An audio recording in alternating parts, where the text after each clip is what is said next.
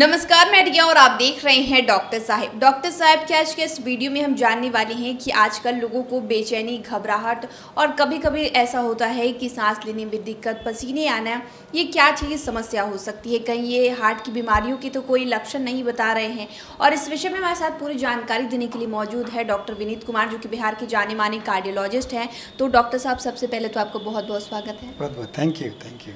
Doctor साहब, कभी बहुत से पेशेंट ये कंप्लेन करते हैं कि अचानक से जो है घबराहट होने लगती है, बेचैनी होती है, पसीने भी आने लगते हैं और कभी सांस लेने में भी दिक्कत हो सकती है। तो क्या इसको दिल की बीमारियों से जोड़ा जा सकता है या फिर किसी और कारण से ऐसा हो सकता है?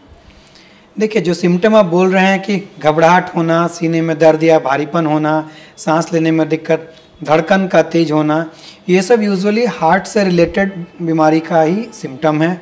और ये कई बार बहुत इमरजेंसी हो सकता है, जैसे हार्ट अटैक भी हो सकता है। स्पेशली जब ये किसी इंडिविजुअल जिसमें ब्लड प्रेशर की समस्या, शुगर की समस्या, लिपिड प्रोफाइल डिरेंज होना या स्मोकिंग करने वाले लोग हों, उनमें यदि ऐसा दिक्कत हो तो बहुत ज़्यादा चांस है कि शायद ये हार्ट अटैक होगा और इमीडिएटली मेडिकल हेल्प लेने की ज़रूरत है, अर्जेंट ईसीजी करने की ज़रूरत है और हमें ये देखना पड़ता है कि क्या ये हार्ट अटैक तो नहीं है। इवन ऐसा भी हो सकता है कई बार सीने में दर्द ना हो और यदि अचानक घबराहट और सांस में दिक्कत हुआ, स्वेटिंग होने लगे, स्पेशली शुगर के मरीज में कई बार सीने में दर्द नहीं महसूस होता है, क्योंकि जो नर्व दर्द के लिए रिस्पॉन्सिबल है वो उनमें डैमेज हो जाता है न्यूरोपैथी होने के वजह से। तो वैसे मरीज में यूजुअली बिना सीने में दर्द के अचानक घबराहट, सांस में दिक्कत, स्वेटिंग होना हार्ट अटैक को इंडिकेट करता है। लेकिन दूसरे तरफ ये समझने की आवश्यकता है कि कोई यंग इंडिविजुअल जिसमें कि कोई बीपी, शुगर या कोई और रिस्क फैक्टर नहीं है, यदि वैसे लोगों में ऐसा हो रहा है तो कोई ज़रूरी नहीं कि वो 100% हार्ट अटैक ही हो। दिखाने की आवश्यकता है, मेडिकल हेल्प लेना है, लेकिन ये बिना हार्ट अटैक के भी हो सकता है। जैसे कई बार एंजाइटी या घबराहट या साइकोलॉजिकल प्रॉब्लम में भी ऐसा देखा जाता है, लेकिन उसे ऐसा कह के इग्नोर नहीं करना है जब तक मेडिकल जांच में ये साबित नहीं होता कि हार्ट अटैक नहीं है या हार्ट से रिलेटेड समस्या नहीं है।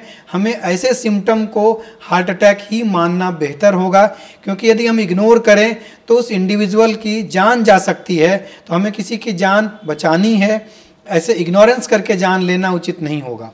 तो जब भी ऐसा सिम्टम हो, जितना जल्दी हो सके मेडिकल हेल्प लेना है, ताकि यदि वो हार्ट अटैक है तो समय पे उचित समाधान या उचित इलाज कर सकें, हार्ट अटैक का उचित उपचार कर सकें, क्योंकि लेट होने पे हार्ट अटैक शायद जानलेवा हो सकता है। जैसा कि आपने ये सारे लक्षणों को बताया कि हार्ट अटैक के लक्षण हो सकते हैं, ऐसे में अगर ये पहचान हो गई है कि हार्ट अटैक है तो उसके बाद जो है एक मरीज़ पर क्या किया जाता है, उसका इलाज क्या किया है? देखिए, यदि हार्ट अटैक सिद्ध हो गया, कहीं भी यदि ईसीजी मान लीजिए कहीं बाहर करते हैं, छोटे सेटअप पे हो रहा है जहाँ पर कि एडमिट करने की सुविधा नहीं है, तो इमीडिएटली किसी बड़े हॉस्पिटल में जाने की ज़रूरत है। ज़्यादा दूर का अस्पताल ना जाएं, समय बड़ा कीमती होता है। जो भी नियर अबाउट में कोई बेहतर हॉस्पिटल है जहाँ आईसीयू की सुविधा है, वहाँ जाएं और सबसे पहले इमरजेंसी उपचार करवाएं।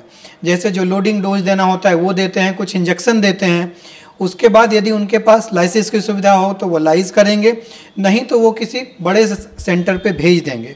कभी भी हार्ट अटैक का इलाज घर में ना करें या किसी ओपीडी बेसिस पे नहीं होना चाहिए। हर एक हार्ट अटैक के मरीज को एडमिट करना है, ये बहुत ज़रूरी है, क्योंकि कई बार अचानक दिल का धड़कन बेतरतीब होकर रुक जाता है। वैसे अवस्था में यदि घर में या वैसे सेटअप पे हों जहाँ पर कि इमरजेंसी सुविधा नहीं हो, डीसी शॉक नहीं दे सकते हैं, तो उसमें दिक्कत हो सकती है। तो इसलिए जितना जल्दी हो सके किसी अच्छे सेटअप में जाने का ज़रूरत है, घर पे इलाज नहीं करना है। तो शुक्रिया डॉक्टर साहब, जो आपने बताया, जानकारी दी है, उसके लिए बहुत बहुत शुक्रिया। बहुत बहुत थैंक यू। तो आप डॉक्टर विनीत कुमार को सुनाए थे, जिन्होंने पूरी जानकारी हमारे साथ साझा की है कि अगर किसी को बेचैनी हो रहा हो, सांस लेने में दिक्कत हो रही हो या फिर पसीना आ रहा हो तो उसके क्या कारण हो सकते हैं। तो फिलहाल के लिए इतना ही। चैनल को सब्सक्राइब कर ले, फेसबुक पेज को लाइक कर ले। साथ ही डॉक्टर साहब से आपके क्या सवाल है हमें कॉमेंट करिए, मेल के माध्यम से भेज सकते हैं। वीडियो देखने के लिए आपका शुक्रिया।